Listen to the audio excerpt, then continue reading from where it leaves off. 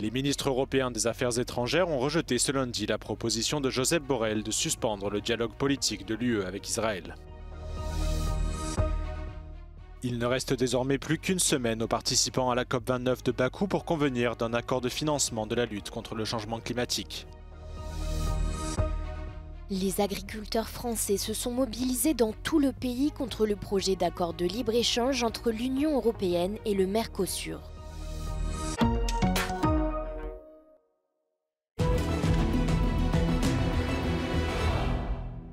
Nearly 1,000 days since Russia's full-scale invasion of Ukraine, Washington has allegedly authorized the use of US-provided ATACMS for the strikes deep into Russia.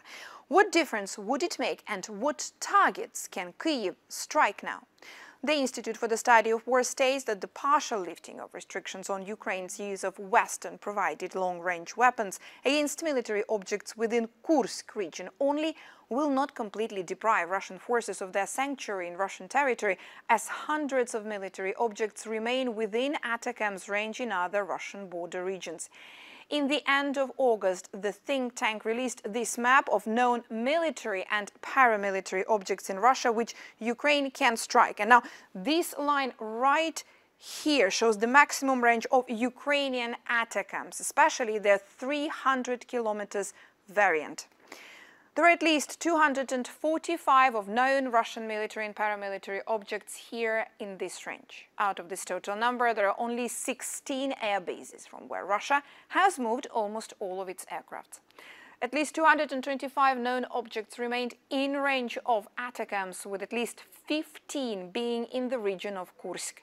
By the end of August, there were also at least 11 sites here known as Russian military land use, areas designated for military training and testing purposes. But these estimates were made before over 10,000 North Korean soldiers have been deployed to this area. The Institute for the Study of War continues to assess that Russian forces will benefit from any partial sanctuary if Western states continue to impose restrictions on Ukraine's ability to defend itself, and that the US should allow Ukraine to strike all legitimate military targets within Russia's operational and deep rear, within range of US-provided weapons, not just those in Kursk region. Les autorités slovaques et hongroises ont fermement condamné la décision du président américain Joe Biden d'autoriser l'Ukraine à frapper des cibles à l'intérieur de la Russie avec des missiles de longue portée fournis par les États-Unis. Selon Robert Fico, l'onfort de Bratislava, cette décision avait été prise dans le but évident de faire échouer ou de retarder les pourparlers de paix. Ide o bezprecedentnú eskaláciu napätia. Ide o rozhodnutie, ktoré marí nádeje na začatie akýchkoľvek mierových rokovaní a ukončenie vzájomného zabíjania Slovanov na Ukrajine. Le chef de la diplomatie hongroise s'est également insurgé contre cette décision, estimant qu'elle pourrait contribuer à l'escalade de la guerre et à l'éclatement d'un conflit mondial. Elképesztően veszélyes ötlet, amely a háború továbbterjedésének rendkívül súlyos veszélyével jár. Aztán itt van az ukránok követelése és egyes NATO tagországok megengedő véleménye Ukrajna NATO meghívásával kapcsolatban, amely pedig teljesen egyértelműen a harmadik világháború reális veszélyét hozná szintén nagyon közel. Le changement de ton à Washington a ajouté un nouveau facteur d'incertitude à la situation autour de l'Ukraine. Le Kremlin avertissant que la décision jette de l'huile sur le feu et augmente le risque d'escalade des tensions internationales.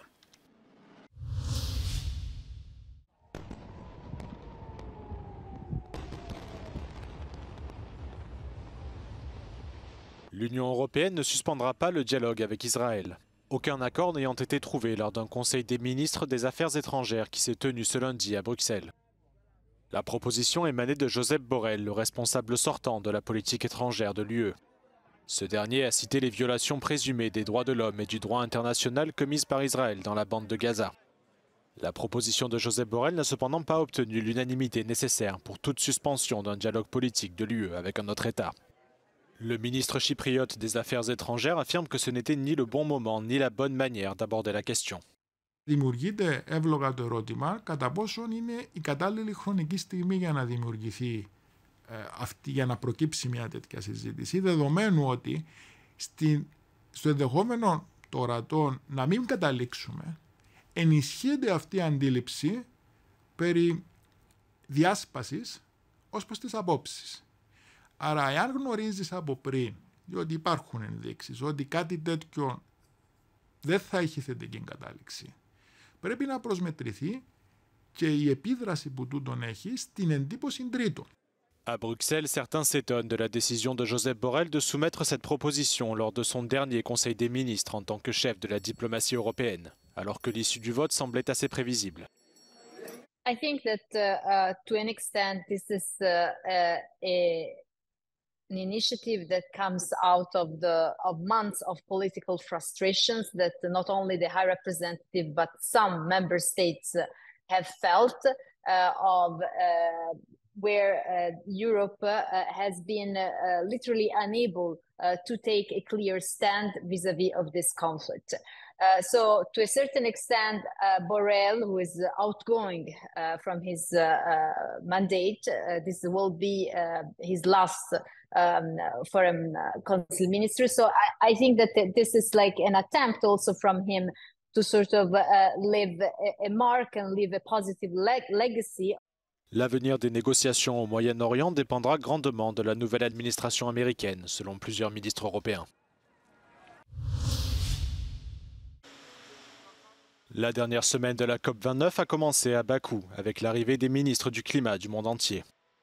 Cette dernière ligne droite de la conférence des Nations Unies sur le climat s'annonce cruciale, alors que de nombreux militants ont exprimé leur frustration ces derniers jours face à la lenteur des négociations. Lundi, le chef des Nations Unies pour le climat a souligné l'importance de négocier un soutien financier plus important pour lutter contre les conséquences de plus en plus dramatiques du changement climatique. Selon un récent rapport, le financement nécessaire pourrait atteindre les 1300 milliards de dollars d'ici 2035. Lors d'une conférence de presse lundi, le commissaire européen chargé du climat a réaffirmé que l'Union européenne continuerait à jouer un rôle moteur dans les années à venir. It is the start of a long week of negotiations, and these things, as we all know, are never easy. But we do have a job to do, so let's get it done. It is a combination of raising more money, and more truly implies that more countries need to take their responsibility. La coopération entre les secteurs publics et privés pourrait s'avérer cruciale pour financer la lutte climatique. Which can bring additional financing capabilities based on market mechanisms. So I think combination of many things that could help us to progress. Hoekstra took this opportunity to call on the COP presidency to bring all parties together and deliver concrete results in the talks over the course of this week. Giorgia Orlandi at COP29 in Baku. Les agriculteurs français se sont mobilisés dans tout le pays contre le projet d'accord de libre-échange entre l'Union européenne et le Mercosur. Un projet qui promet d'ouvrir un peu plus le marché européen aux produits latino-américains et que la Commission européenne espère signer avant la fin de l'année. Dimanche soir, 200 agriculteurs ont bloqué un axe de circulation important vers Paris. Certains ont passé la nuit sur la route principale. À d'autres endroits, des agriculteurs ont déversé de la terre sur le sol et y ont placé des croix symbolisant la mort de l'agriculture française. Aujourd'hui, avec le métier qu'on fait, c'est vraiment très compliqué. Et aujourd'hui, on a du mal à y arriver. Et c'est pour ça qu'aujourd'hui, on est en limite à être dans le cercueil. Parce que l'agriculture, aujourd'hui, on a du mal à nous entendre. Et on n'est pas assez soutenu. Certaines filières craignent d'être déstabilisées, même si Bruxelles jure qu'il s'agira de petits volumes échangés. Pour les agriculteurs, l'accord pourrait menacer leurs moyens de subsistance car il supprimerait progressivement les barrières commerciales, les droits de douane et les réglementations en vigueur. Le président français Emmanuel Macron a critiqué l'accord, insistant sur le fait que les producteurs sud-américains doivent respecter les normes de l'UE. Mais la France pourrait avoir les mains liées et beaucoup craignent qu'un accord partiel soit conclu, étant donné que le pays ne détient pas de droit de veto.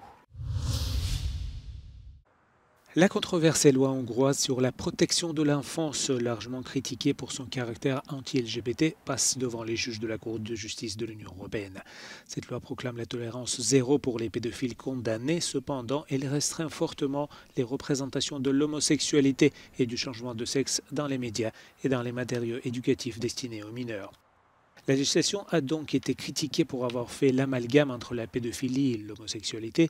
Les réactions politiques indignées n'ont pas tardé à suivre, avec les lettres communes des gouvernements et les expressions ouvertes du mécontentement des leaders à l'égard du Premier ministre hongrois Viktor Orban. La Commission européenne a donc saisi la Cour de justice de l'Union européenne, estimant que la loi hongroise viole les droits fondamentaux inscrits dans la législation des 27. La loi s'inspire d'une législation similaire adoptée en Russie, qui avait été proposée par le régime de Poutine en 2013, avant d'être jugée illégale par la Cour européenne des droits de l'homme. Les négociations de coalition ont officiellement commencé en Autriche après plusieurs séries de discussions. Près de 7 semaines après les élections nationales, une décision préliminaire sur le futur gouvernement autrichien a été prise lundi. Le Parti de la Liberté, le FPÖ, parti d'extrême droite, a remporté les élections nationales en septembre.